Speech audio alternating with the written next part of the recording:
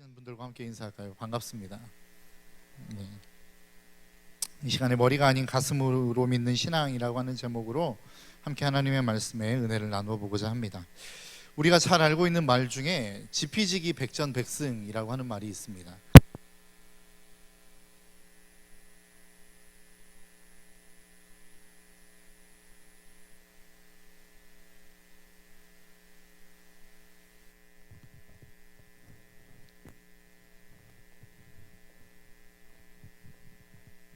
네, 감사합니다. 네. 한자를 쓰니까 자꾸 이렇게 쓰지 말라고 나가는 것 같습니다. 지피지기 백전백승이라는 말이 있습니다. 적을 알고 나를 알면 100번 싸워서 100번 이길 수 있다라고 하는 말입니다. 그만큼 나를 알고 싸우는 적이 누구인지를 아는 것이 중요하다라고 하는 말입니다. 그런데 원래 이 말은 원래 손자병법에 나오는 말입니다. 정확한 표현으로 이야기하자면 지피지기 백전불태입니다. 그러니까 내 적을 알고 나를 알면 100번 싸워도 위태롭게 되어지지 않는다라고 하는 의미를 가지고 있는 것이죠. 예.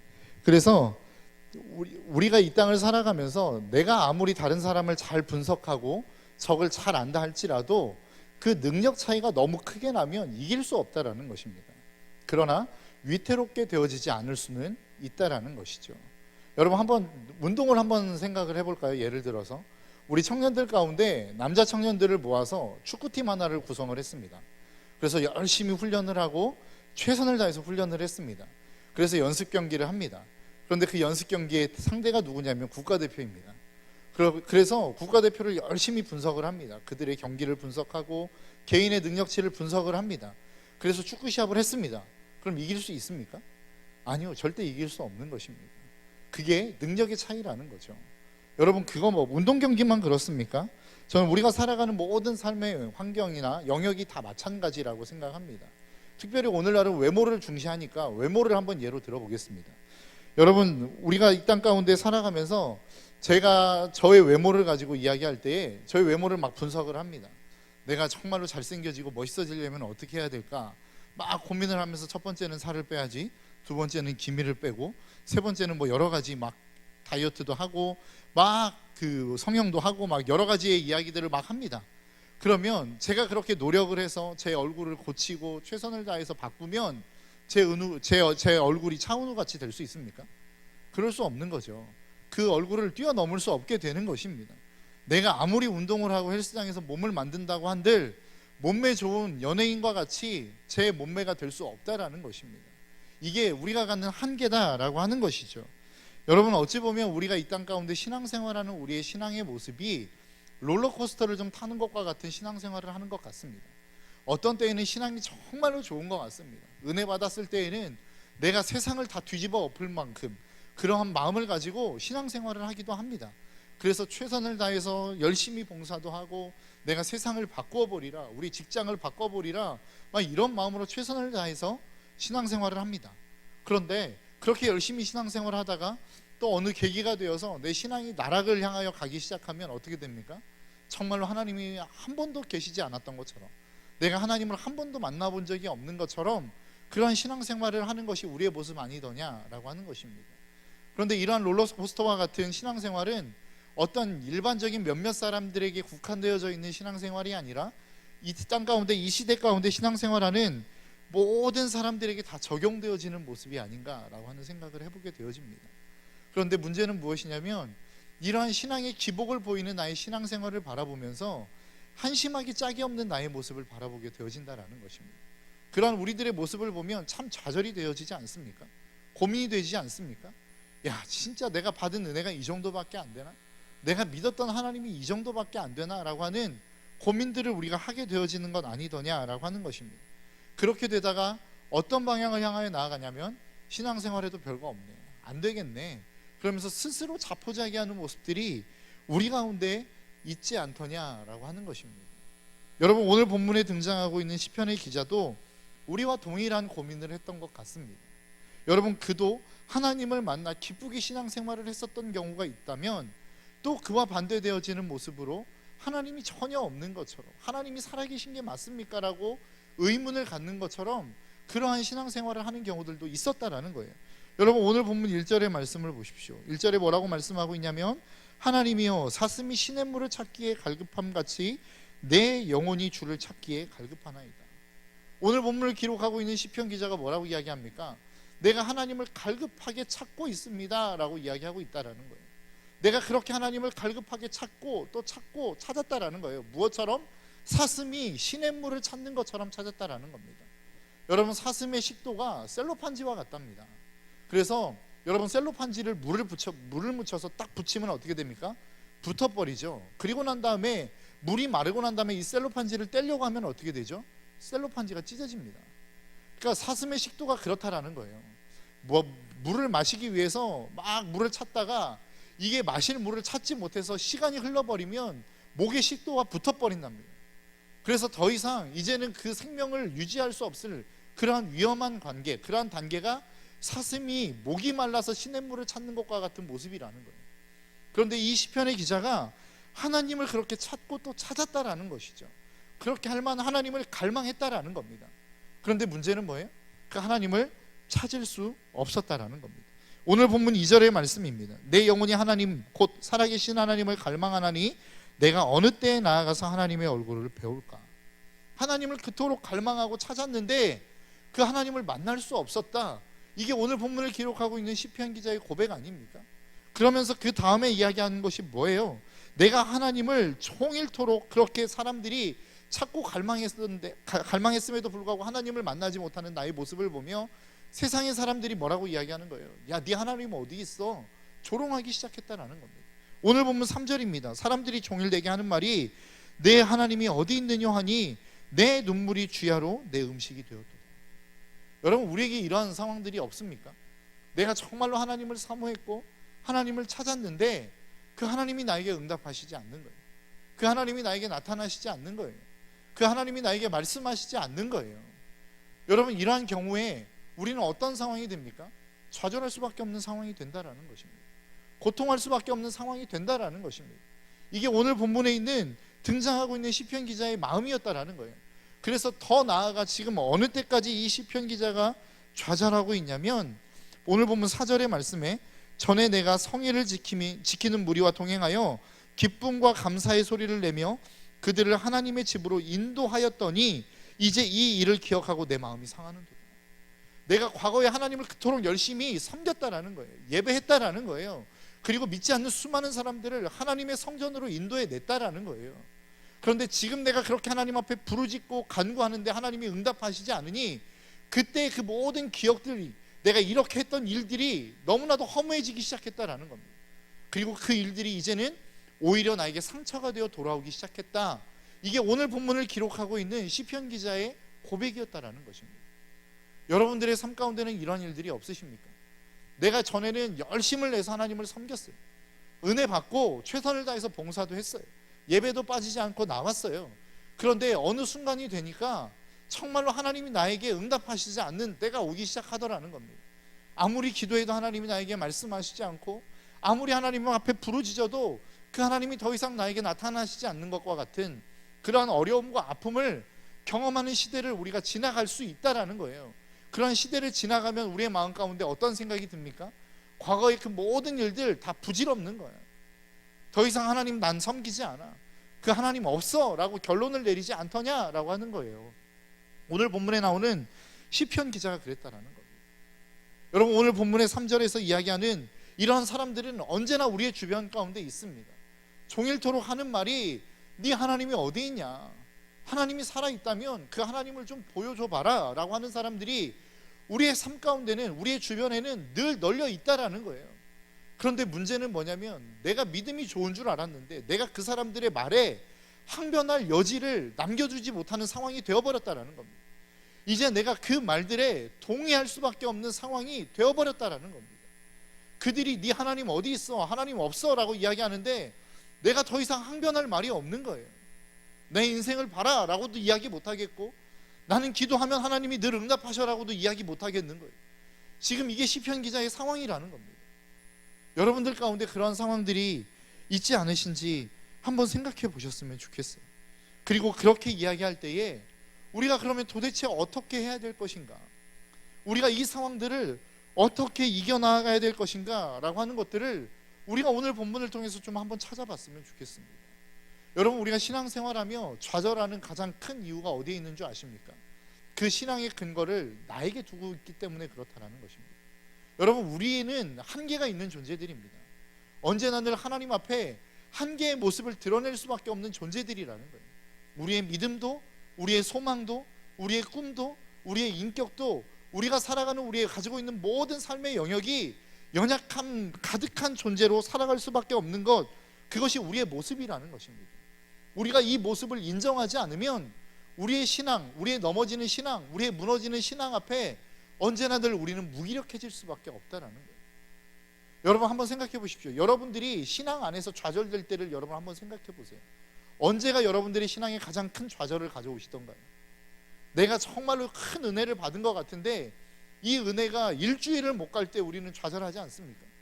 내가 그토록 방방 뛰며 하나님을 찬양했는데 이 은혜가 일주일을 못 가는 거예요. 한 달을 못 가는 거예요. 그럼 내가 그때 뛰었던 그 찬양은 무엇이었나? 내가 그토록 하나님을 열정적으로 찬양했던 그 찬양은 어떤 의미였나? 이런 고민들 하지 않습니까? 그런데 이게 이상한 게 아니라 지극히 정상이라는 겁니다. 왜요? 우리는 그러한 존재예요. 우리는 그렇게 연약하여 무너지고 넘어질 수밖에 없는 존재라고요. 하나님 나의 전부이십니다. 하나님은 나의 주권자이십니다. 하나님은 나의 주인이십니다 라고 고백하도 순간 뒤돌아서면 또다시 그것에 대한 의심을 가질 수밖에 없는 것, 그게 우리의 한계요, 그게 우리의 믿음의 정말로 어쩔 수 없는 우리의 연약함이라고 하는 사실을 우리가 인정하며 나아가야 된다는 거예요. 우리가 코로나19 사태로 말미암아 청년들과 함께 전화를 신방하면서 많은 청년들이 하나같이 이야기하는 게 뭐냐면, 목사님 제가 정말로 개인 경건 생활을 잘하고 싶은데 이게 안 돼요 라고 하는 거였어요. 정말로 하나님 앞에 결단했는데 이 결단이 무너져요. 정말로 내가 최선을 다해서 하나님을 섬기고 싶었는데 안 돼요 라고 하는 것들이 그들의 고백이었어요. 한 청년과 정말로 대화하면서 이야기하는데 자신의 삶이 너무 힘들다는 거예요. 지친다는 거예요. 그래서 하나님 앞에서 내가 정말로 또 결단하고 말씀을 읽기로 결단했는데 안 읽어진다라는 거예요. 오늘도 내가 그 말씀을 읽기로 했는데 못 읽었다는 거예요. 그래서 겨우 자정이 지나기 전에 자신의 집으로 돌아와서 성경을 읽은 게 전부였다라는 거예요. 그래서 제가 그 청년에게 뭐라고 이야기해 줬을까요? 장난하냐? 신앙이 장난이야? 제가 이렇게 이야기했을까요? 너 그런 식으로 신앙생활하면 안 돼? 이렇게 이야기했을까요? 아니요, 그렇지 않습니다. 너 신앙생활 잘하고 있어. 야, 인생은 무너지지만 그 안에서 다시 한번 하나님을 붙들기 위해서 일어나는 그 모습이 아름다운 거야. 제가 이렇게 이야기해 줬습니다. 여러분, 하나님은 한 번도 우리가 실패한 것 가지고 우리를 책망하시지 않았어요. 여러분, 만일 하나님이 심판한, 정말로 우리가 무너지는 그 무너짐 때문에 하나님이 우리를 심판했다면 이 자리에 있을 사람이 있겠습니까? 우리가 하나님 앞에 결단하고 약속했지만 그것이 무너진 것 때문에 하나님의 심판받아야 될 존재라고 한다면 여러분, 이 자리에 우리가 이렇게 당당하게 서서 예배하는 자들이 있을 수 있겠어요? 아니라는 거예요. 하나님은 한 번도 우리의 실패 때문에 우리를 책망하시거나 우리를 정말로 하나님의 징계 가운데로 보내신 적이 없다라는 거예요. 왜요? 하나님도 우리의 믿음의 한계를 알고 계시기 때문에 그렇습니다. 아무리 내가 하나님 앞에 방방 뜨며 찬양하고 하나님을 예배했어도 어느 순간인가 돌아서면 하나님을 부인할 수밖에 없는 그 한계가 있는 존재라고 하는 사실을 하나님도 알고 있기 때문에 하나님은 우리의 실패로, 하나님은 우리의 실수로 우리를 심판하지 않으신다라는 거예요. 오늘 주일의 말씀에서도 분명하게 들었지 않았습니까? 아무리 위대한 인격을 갖고 있어도, 아무리 정말로 뛰어난 재능과 실력을 갖고 있어도 그 인생은 허점투성이일 뿐이다 라고 하는 오늘 주일의 말씀을 듣지 않았습니까? 우리의 모습이 그렇다라는 거예요. 그런데 우리가 우리의 신앙에 근거를 두고 우리가 완벽해지기를 바라는 그 자체가 교만이라는 것입니다. 내가 이만큼 기도했으니까 나는 나의 삶 가운데 무너지면 안 돼. 내가 이만큼 성경의 말씀을 읽었으니까 나는 하나님의 뜻대로 살지 않으면 안 돼. 내가 이만큼 은혜를 받았으니까 나는 이 은혜를 소멸시키면 안 되라고 하는 그 모든 근거를 나에게 지금 두고 있지 않더냐라고 하는 것입니다. 내 삶 가운데 내 행위에 그 근거를 두고 있는 신앙은 반드시 무너지게 돼 있습니다. 반드시 좌절하게 돼 있습니다. 여러분, 오늘 본문의 말씀도 마찬가지 아닙니까? 지금 시편 기자가 이야기하는 게 뭐예요? 내가 하나님을 찾았다라는 거예요. 그토록 하나님을 갈망했다라는 거예요. 그런데 그 중심에 무엇이 있는 겁니까? 나라고 하는 것이 있는 거예요. 여러분도 마찬가지 아닙니까? 내가 하나님을 갈망했어요. 그런데 그 갈망이 무엇으로 나타나요? 내가 얼마나 열심히 하나님 앞에 기도했느냐, 얼마나 말씀을 읽었느냐, 내가 얼마나 봉사했느냐, 이걸로 우리의 척도를 따지지 않더냐라고 하는 거예요. 그런데 하나님도 그러실까요? 저는 그렇지 않다고 생각합니다.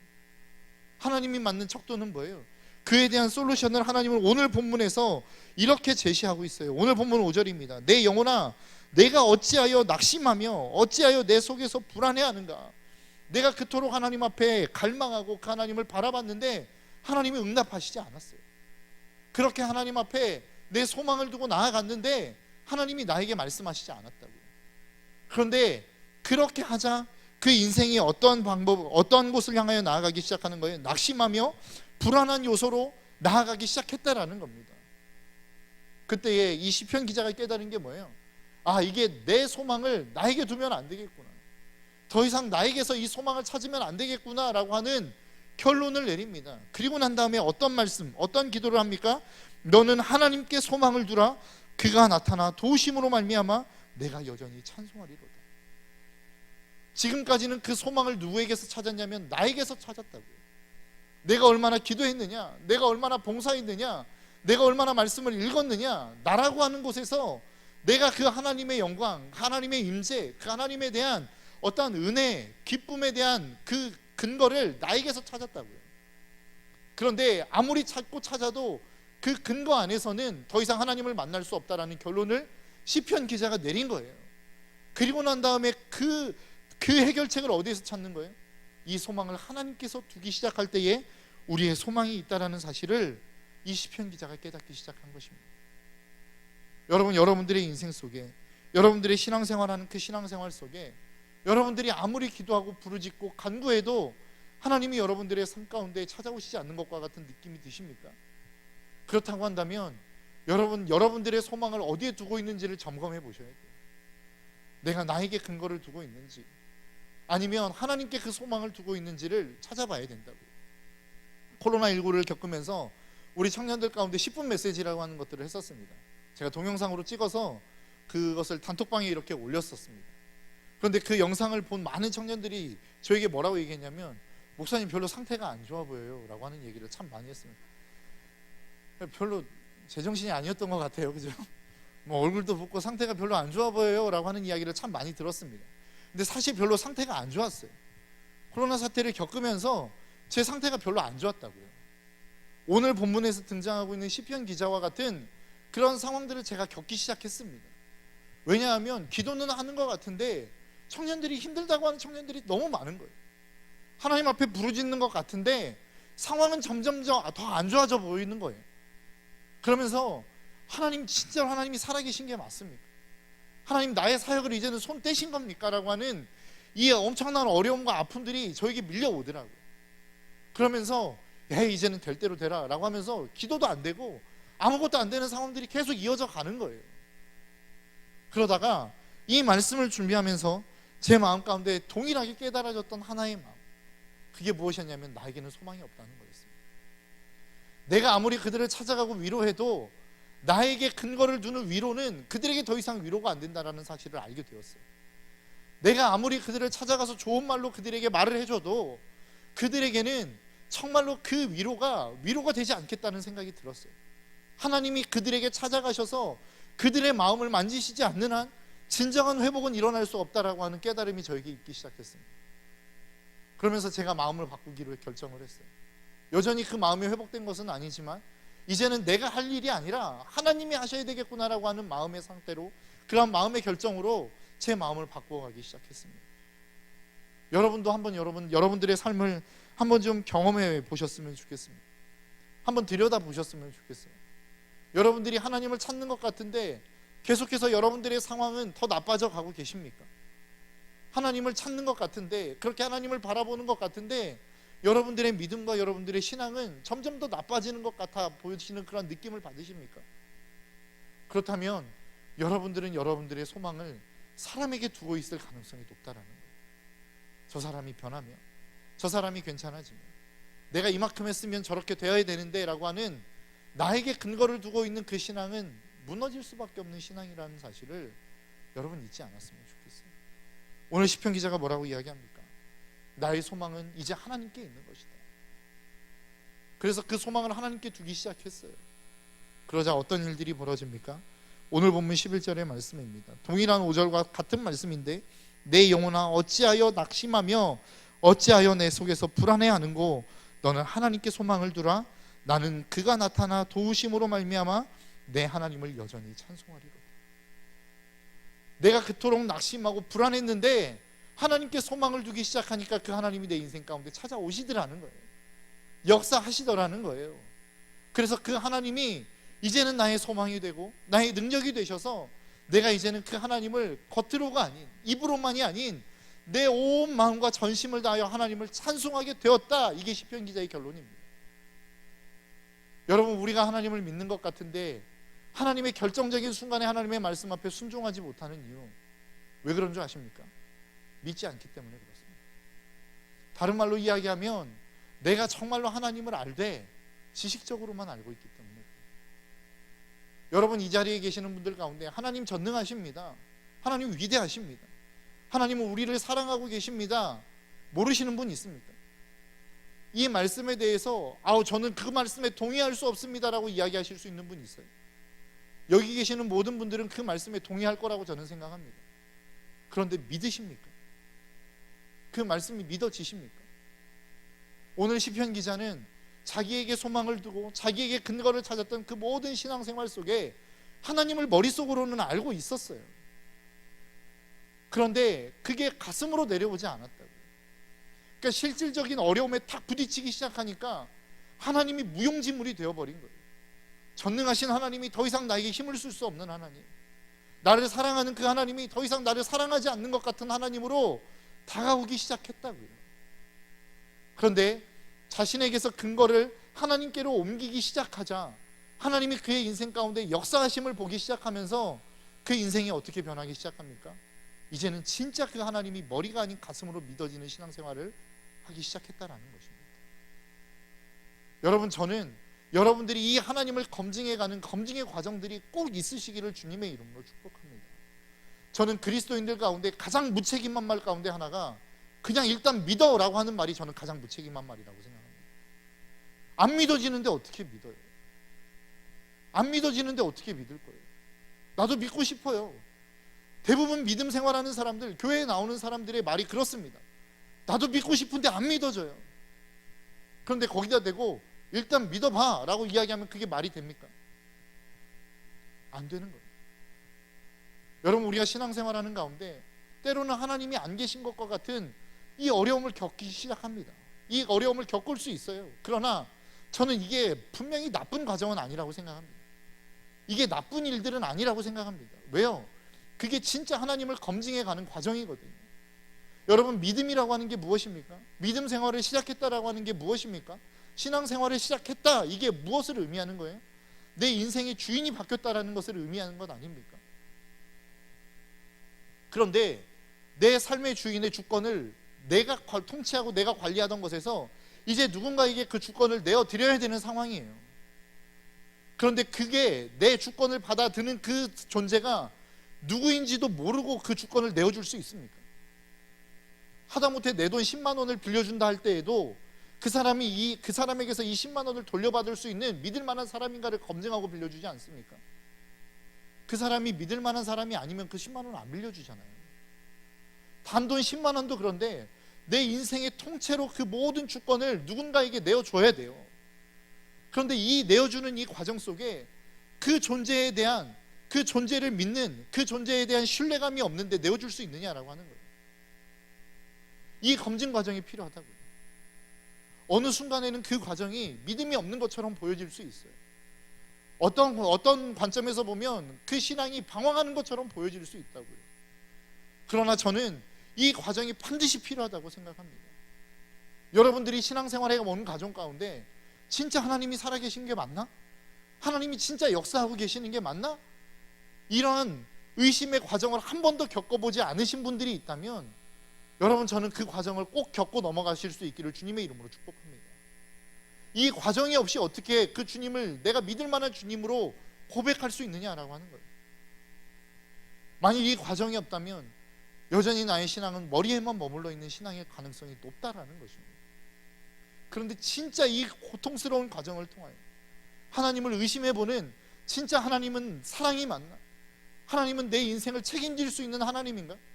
그 하나님이 내 인생 가운데 오셔서 내 삶을 이끌어 갈 때에 내 인생을 믿고 맡길 수 있는 그 하나님인가라고 하는 이 과정을 겪어본 사람만이 하나님 앞에 내 인생을 송두리째 내어드릴 수 있는 신앙의 사람이 될 수 있다는 거예요. 오늘 시편의 기자는 그 과정을 겪는 것입니다. 여러분, 혹시라도 여러분들의 마음속에 하나님이 진짜 살아계신 게 맞나? 라고 하는 갈등의 과정을 겪고 계시는 분들이 있으십니까? 여러분, 나쁜 시간 아닙니다. 그 시간이 결코 잘못되어진 시간이 아닙니다. 그 시간을 겪어야만 진짜 내가 하나님을 신뢰할 수 있는 과정 가운데로 나아갈 수 있는 거예요. 머리가 아닌 가슴으로 믿을 수 있는 신앙이 되는 거라고요. 여러분, 여러분들의 인생 속에 이 과정을 꼭 거쳐갈 수 있기를 주님의 이름으로 축복합니다. 그런데 그 과정 속에 힘들고 어려울 때 우리가 해야 되는 일이 무엇이냐? 하나님을 바라보는 거예요. 하나님께 내 소망을 두는 거예요. 그것을 더 쉬운 적용으로 이야기해보자면 은혜가 있는 자리로 나아가는 거예요. 기도가 안 돼도 기도하는 거예요. 말씀이 안 읽혀져도 말씀을 읽는 거예요. 그 하나님의 은혜의 자리로 나아가다 보면, 그 하나님을 신뢰하며 나아가다 보면 언젠가 하나님이 찾아오시겠지라고 하는 이 소망과 기대를 가지고 나아가다 보면 하나님이 역사하실 나를 만나게 되어진다. 이게 오늘 본문에서 이야기하는 시편 기자의 고백 아닙니까? 그리고 모든 믿음의 역사를 이루어갔던 사람들의 고백이라는 거예요. 여러분, 이 과정을 반드시 거치시기를 주님의 이름으로 축복합니다. 머리로만 믿는 신앙은 우리에게 그 어떠한 영향도 미칠 수 없습니다. 우리에게 그 어떠한 역사도 만들어낼 수 없어요. 여러분, 하나님은 완벽하시지만 우리는 완벽하지 않아요. 그래서 그 완벽한 하나님 앞에 우리 자신을 송두리째 내어드리기 위해서는 그 하나님을 믿을 만한 분으로 내 가슴으로 받아들이는 이 작업이 필요하다고요. 하나님을 머리에서 가슴으로 내리는 이 과정이 필요하다고요. 그런데 이 과정이 엄청나게 오랜 시간, 엄청나게 오랜 인내와 고통의 시간이 될 수 있다는 것입니다. 이게 힘들고 어렵다고 하여 포기해버리면 우리 신앙은 거기서 끝나는 거예요. 우리의 신앙은 거기에서 하나님 없어라고 하는 결론으로 마감되는 거라고요. 그런데 내가 끊임없이 그 하나님을 찾고 부르짖고 그 하나님 앞에 나아가는 이 간절한 기대와 소망에 대한 과정을 겪으면 언젠가 반드시 찾아오실 그 하나님을 우리는 만나게 되어질 것이고, 그 하나님을 경험함으로 말미암아 머리가 아닌 가슴으로 신앙생활하는 그 삶을 살아낼 수 있게 되어진다는 것입니다. 여러분, 오늘 이 자리에 계신 우리 모든 청년들과 우리 신덕교회 모든 성도님들의 마음속에 이런 모습이 반드시 일어날 수 있기를 주님의 이름으로 축복합니다. 왜 많은 사람이 가슴으로 신앙생활할 수 없는 줄 아십니까? 어렵기 때문에 그래요. 힘들기 때문에 그래요. 믿어지지 않는데, 느껴지지 않는데 끊임없이 하나님 앞에 나아가 기도하며 씨름하는 과정이 어렵기 때문에 그렇다고요. 그런데 그 과정을 통과하는 사람은 그 어려움 이상의 엄청난 하늘의 영광과 보상을 맛보게 되어질 것이다. 성경이 우리에게 약속하고 있는 내용입니다. 여러분, 오늘 본문을 통하여 저와 여러분들의 삶 가운데 끊임없이 하나님을 바라보는 이 과정, 하나님께 소망을 두며 하나님 앞에 기도하며 간구하는 자리로 나아가는 이 과정을 겪으시기를 주님의 이름으로 축복합니다. 힘들고 어렵더라도 포기하지 마십시오. 포기하면 여러분들의 인생, 여러분들의 신앙의 결론은 하나님 없어로 끝날 수밖에 없어요. 그러나 힘들고 어렵다 할지라도 끊임없이 그 하나님을 바라보고 믿음으로 기도하며 그 하나님께 소망을 두는 인생은 우리가 상상할 수 없는 하늘의 영광과 하늘의 축복으로 우리를 채우실 거라고 하나님이 우리에게 약속하고 있다는 사실을 굳게 붙들고 여러분이 기도하기를 쉬지 않는, 그리고 말씀 읽기를 쉬지 않는, 그 하나님께 소망 두기를 쉬지 않는 저와 여러분들의 삶이 될 수 있기를 주님의 이름으로 축복합니다. 이 시간 우리 함께 찬양하며 나아갔으면 좋겠습니다. 나의 영혼이 잠잠히 하나님만 바라며 라고 하는 찬양인데요, 여러분, 이 과정이 쉽지 않습니다. 어려울 수 있습니다. 그러나 우리가 이 과정 속에서 포기하지 않고 나아가는 저와 여러분들이 될 수 있기를 주님의 이름으로 축복합니다.